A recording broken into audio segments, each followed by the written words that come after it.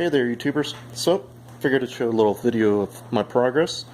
Got the crankshaft together. I got my crank gears and stuff on there. And just a little thing for some people that don't know or have not built a Volkswagen engine before.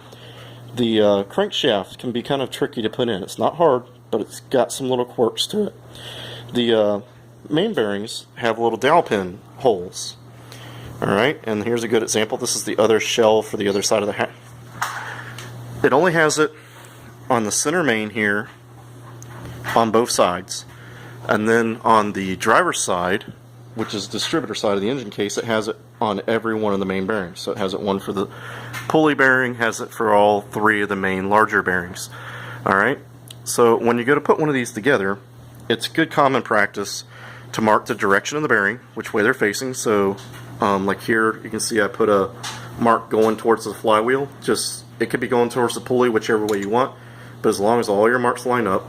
So you put the bearings inside the case first with the dowel pin. It's in there. This one, not so big a deal.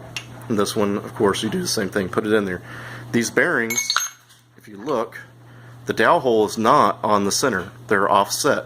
So, like if you're going to put this one together, you want to make sure this wing's going in the right way, because if so, you got to pull the whole crank gear assembly back apart, and some people don't have the tool to do that. And it's about a $100 tool, I think, what they cost still to get that.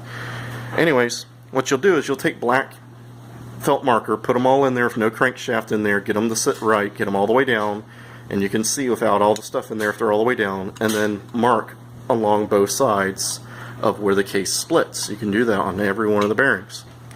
And the reason being is that when you go to put this thing in there, usually the mirror main finds its home pretty good. Sometimes it doesn't. But these two up front can be kind of pesky. So you want to be able to look at your little mark and tell how far off am I. You know, am I halfway off? Am I right on it? You know, and then slide it and pop it in. Once you get that done and you think you got it all the way down in there, take the other bearing shell from the other half of the case and place it on your center main. Okay?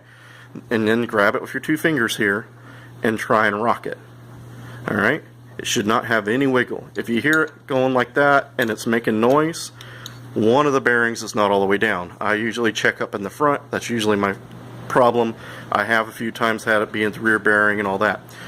The reason you're doing that is because if you bolt the case together and one of these bearings is not all the way sitting down, these bearings are not that strong a material. Especially some of them are made out of complete aluminum. I know this one's complete aluminum. I haven't took a magnet to that. This is supposed to be steel back, but it may not be. But the dowel pin's going to win, and the crankshaft will win. So when you put it together, and there's that little dowel pin's not in that hole, it's going to put a big old smack in there and crush it and seize up the engine. And you don't want to run it like that. If it's tight, it's just going to spin and pull that dowel pin out. So, you know, make sure that you can't move that bearing at all. So anyways, get off that little subject there. You know, most people know how to do that. Some people probably don't. Just a little information there. Obviously, I'm checking for all my final clearances with it all together here. I have a massive amount of clearance between my cam. I still got to do like a final wipe down of a few items and put it together. So I got to check my oil pump. It's another thing too. Most people don't know. Some oil pumps with these bolt-on gears, the oil pump or the bolt that they give you is so thick that the oil hit the back side of the oil pump. So always, when you have it apart like this, slide your oil pump in there and make sure you're not going to hit the bolt. I've had that happen before. It's kind of a pain in the butt. You turn it around, you know, it's spinning, spinning, spinning, thud. You know, so much easier to deal with now. If you do have that and the engine is all together, I have done it. You can pull these bolts out from the oil pump side, take them to a grinder, grind the head down, and reinstall the bolt. Not fun, but it can be done. And not impossible either. So, there we go, guys. You know, figured I'd show you that it's actually starting to become something. And we'll try and get it finished up here and hopefully have it running by another month. Alright guys, see you guys later and have fun out there working on your projects.